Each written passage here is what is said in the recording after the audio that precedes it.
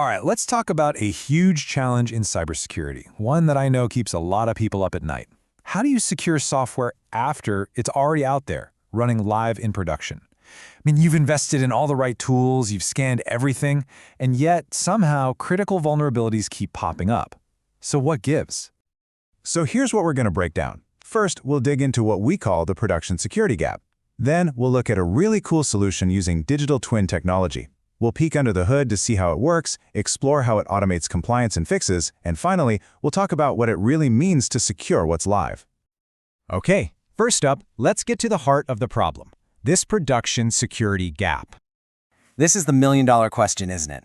It is so frustrating. You've done everything by the book during development. You've got your static analysis, your software composition analysis, your container scanning. You've checked all the boxes, but the alerts just keep coming from your live environment. So what is going on? Well, the real problem is what you could call a visibility cliff. There's this massive disconnect between that perfect snapshot you take during the build process and the chaotic, dynamic reality of a production system. The bottom line is, what you checked is no longer what's running. And this slide just lays it out perfectly. Look on the left. That's your pre-deployment check. It's static, it's a single point in time, and it's based on what you hoped to deploy. But then look at the right. That's reality. A system that's constantly changing, where brand new vulnerabilities are being discovered after you've already shipped your code. And that risk comes from everywhere. You've got new CVEs, that's common vulnerabilities and exposures, popping up literally every single day. The dependencies of your dependencies can change without you even touching your own code. And your whole runtime environment is always drifting as containers and clusters get reconfigured on the fly. All this risk is just silently building up where you can't see it. So if we can't see what's happening, how do we fix it? Well, let's explore a new model that's designed specifically to solve this exact problem. This new way of thinking is called post-deployment vulnerability defense. Now, this isn't about throwing away your existing DevSecOps tools. Not at all. It's about adding a crucial new layer that closes that visibility gap after your software goes live. And the core engine that drives this is something called the digital twin. It's really important to get this. We're not talking about a static blueprint.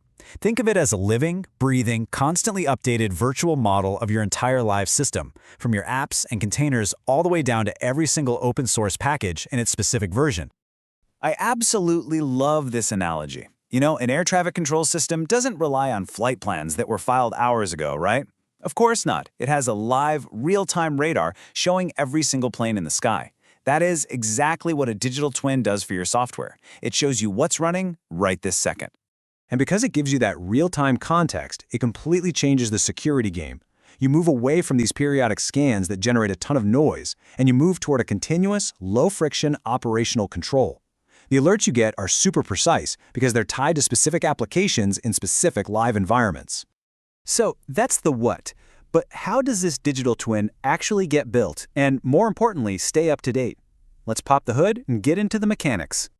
The secret is that it works by gathering data from the tools you're already using. It pulls information from three key places: your Git repositories, your binary artifact repository where your builds are stored, and the audit logs from your Kubernetes cluster. Those three sources together give it everything it needs to build that live model. This diagram really shows how it all fits together. You can see those three data sources at the top, constantly feeding information into the digital twin. That live model is then compared against the latest vulnerability intelligence and your own compliance policies. This gives you a complete, up-to-the-minute picture of your workloads and even lets you automate fixes. And here's one of the best parts. Look closely at that diagram. Notice what's missing? There are no endpoint agents or sidecars to install. This agentless design is a huge deal because it means you get all this incredible visibility without the performance hit, the operational headaches, or the infrastructure costs that come with traditional runtime scanning tools. Okay, so having this real-time visibility is a total game changer. But you know, the ultimate goal isn't just to see problems, it's to fix them. So let's talk about automation. What's really powerful here is that this approach extends compliance from just being a single checkbox in your pipeline to a continuous, ongoing process in your runtime environment. It helps you stay compliant with major frameworks like the NIST SSDF and the OpenSSF scorecard for your live systems, not just your built artifacts. And this is where the magic really happens.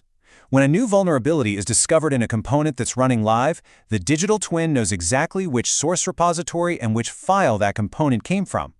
It can then automatically generate a pull request to update to a saved version, which then gets deployed through your normal CI/CD pipeline. The loop is completely closed. The impact of this kind of automation is, well, it's dramatic. There's a key metric called mean time to remediate, or MTTR, basically how long it takes you to fix a problem. What used to be a painful, manual process that took weeks or even months can now be crushed down to just days. That is a massive reduction in your organization's risk exposure. All right, let's bring it all home and talk about the fundamental shift in thinking that this model really represents for software security. This quote right here really gets to the heart of it. All those pre-deployment checks you do, they answered an important but ultimately historical question. Was this software safe back when we built it? This new model answers the only question that truly matters for operational risk. Is it safe right now? At the end of the day, this gives you a practical way to reduce risk where it counts the most, in your live production systems. Security stops being this periodic, disruptive event and becomes an always-on operational capability that's just part of how you build and run software. And that really leaves us with one final question for you to think about. When you look at your own security posture, are your tools and processes focused on the past, on the state of your software the moment it was built, or are they truly focused on protecting what's actually running right here in the present?